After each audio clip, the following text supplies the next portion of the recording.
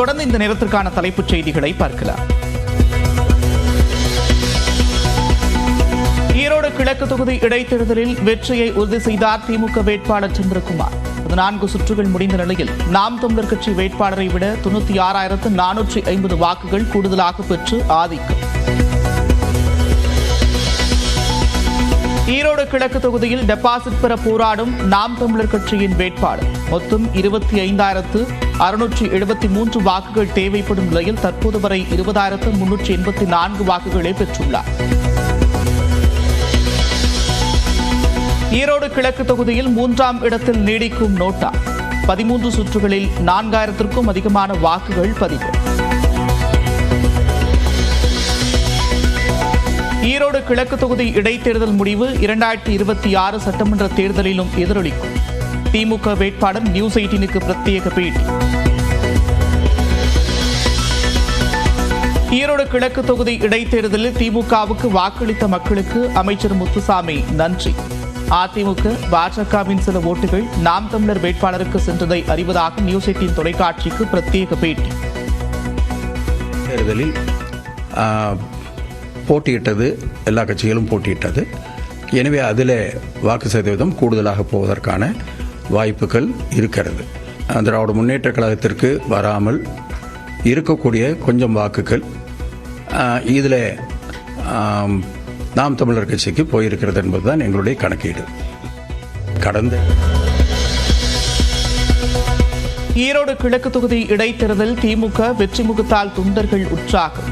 அண்ணா அறிவாலயத்தில் மேளதாளங்கள் முழங்க பட்டாசு வெடித்து கொண்டாட்டம்.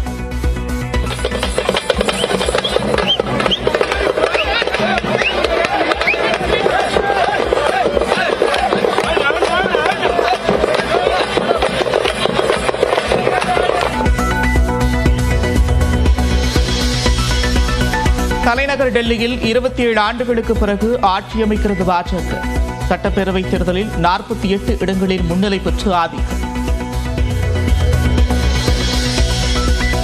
புதுடெல்லி தொகுதியில் போட்டியிட்ட ஆம் ஆத்மி கட்சியின் ஒருங்கிணைப்பாளர் கேஜ்ரிவால் தோல்வி. டெல்லி தேர்தலில் முன்னாள் துணை முதலமைச்சர் மணீஷ் சிசோடியாவும் வெற்றியை பறிகொடுத்தார். டெல்லியில் ஆட்சியை பிடிப்பதால் பாஜகவினர் உற்சாகம். தலைமை அலுவலகத்தில் குவிந்து பட்டாசு வெடித்து கொண்டாட்டம்.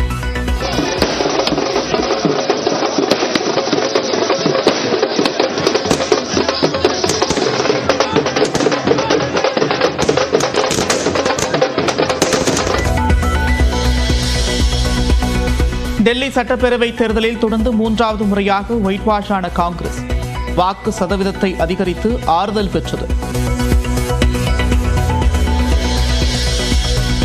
டெல்லி சட்டப்பேரவை தேர்தலில் வரலாற்று சிறப்புமிக்க வெற்றியை பாஜக பெற்றிருப்பதாக பிரதமர் மோடி பெருமிதம். தலைநகரின் வளர்ச்சிக்கு முக்கிய பங்கு வகிப்போம் என்றும் உறுதி. மக்கள் தீர்ப்பை மிகுந்த பணிவுடன் இருப்பதாக ஆம் ஆத்மி ஒருங்கிணைப்பாளர் கேஜ்ரிவால் பேட்டி. மக்களோடு இருந்து ஆக்கப்பூர்வமாக எதிர்க்கட்சியாக செயல்படுவோம் என்றும் அறிவிப்பு. டெல்லியின் புதிய முதலமைச்சர் யார்? அரவிந்த் கெஜ்ரிவாலை தோற்கடித்த பர்வேஷ் வர்மாவுக்கு அதிக வாய்ப்பு. டெல்லி தேர்தல் முடிவை படிப்பனையாக கொண்டு ஈகோவை தள்ளி வைத்துவிட்டு ஒருங்கிணைந்து செயல்பட வேண்டும். இந்தியா கூட்டணி கட்சியினருக்கு விசிக தலைவர் திருமாவளவன் வலியுறுத்தல்.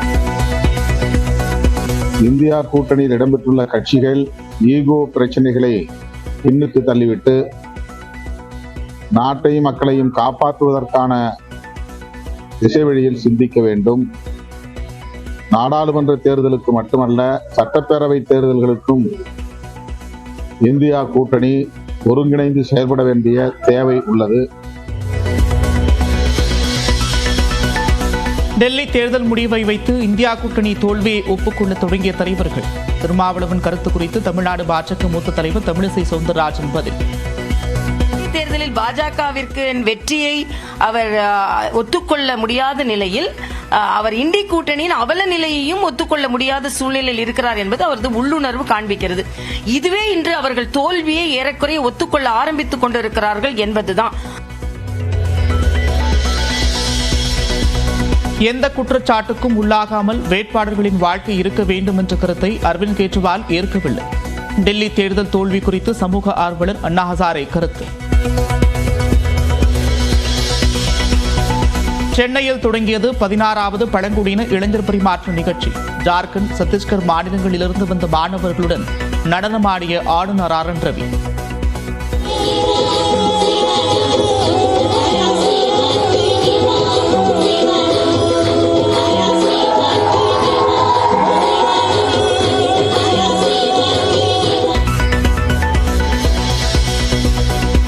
இளையோர் T20 உலகக்கோப்பையில் அசத்திய தமிழக வீராங்கனை கமாலினிக்கு 25 லட்சம் ரூபாய் பரிசு தொகை அறிவித்தார் முதலமைச்சர் மு.க. ஸ்டாலின். இந்திய அணி பட்டம் வெல்ல உறுதுணையாக இருந்த நிலையில் ஊக்கத்தொகை. பாம்பன் புதிய ரயில் பாலத்தில் 2வது முறையாக முன்னோட்ட ஒத்திகை. சிறப்பு விழா தொடர்பாக அதிகாரப்பூர்வ அறிவிப்பு வெளியாகவில்லை என மதுரை கோட்ட மேலாளர் பேட்டி. ஈரோடு கிழக்கு தொகுதியில் அடுத்தடுத்து நடந்த இடைத்தேர்தலில் நாம் தமிழர் கட்சியின் வாக்கு விகிதம் அதிகரித்துக் கொண்டே செல்வதாக வேட்பாளர் சீதாலட்சுமி தெரிவித்திருக்கிறார். நியூஸ் 18 தமிழ்நாடு தொலைக்காட்சிக்கு அளித்த பேட்டியில் இதனை அவர் தெரிவித்தார்.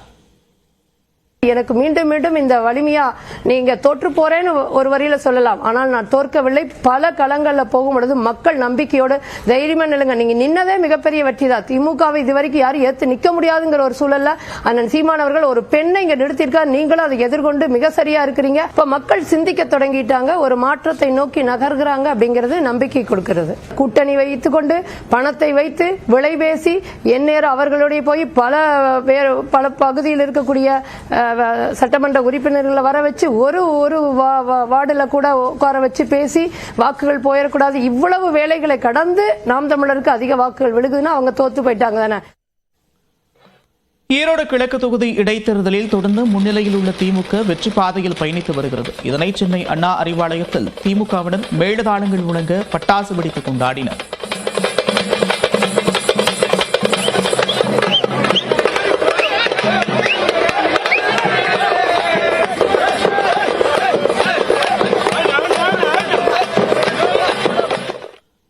ஈரோடு கிழக்கு தொகுதி இடைத்தேர்தல் முடிவு 2026 சட்டமன்ற தேர்தலிலும் எதிரொலிக்கும் என்று திமுக வேட்பாளர் வி.சி. சந்திரகுமார் தெரிவித்திருக்கிறார்.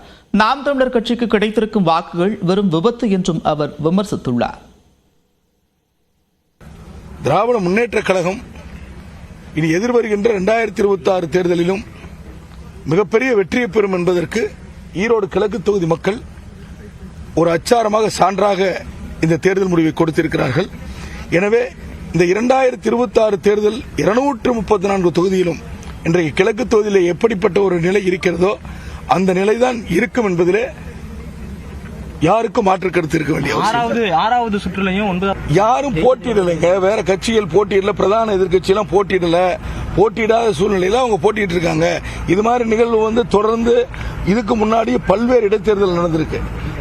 அதாவது ஆளுங்கட்சி போட்டியிடுகின்ற பொழுது ஒரு பிரதான எதிர்கட்சிகள் போட்டியிடாம ஒதுங்கி போய் அந்த நேரத்தில் யாரோ ஒருவர் போட்டியிட்டு அதுல ஒரு குறிப்பிட்ட சதவீதம் வாக்கு வாங்குவாங்க. ஆனால் அப்படி வாங்குகின்ற வாக்குகள் பாத்தீங்கன்னா ஒரு விபத்துக்கு சமம் தான். ஒரு விபத்து ஏற்படுகின்ற பொழுது எப்படி நடக்குமோ அதுக்கு தான் சமமா இருக்குமோ ஒழிய இதுவே ஒரு வாக்கு வங்கி அப்படிங்கறதுல அப்படி எடுத்துக்கிட்டு அரசியல் பண்ணோம்னாக்கா நிச்சயமாக இன்னும் மிகப்பெரிய தோல்வி சந்திப்பாங்க.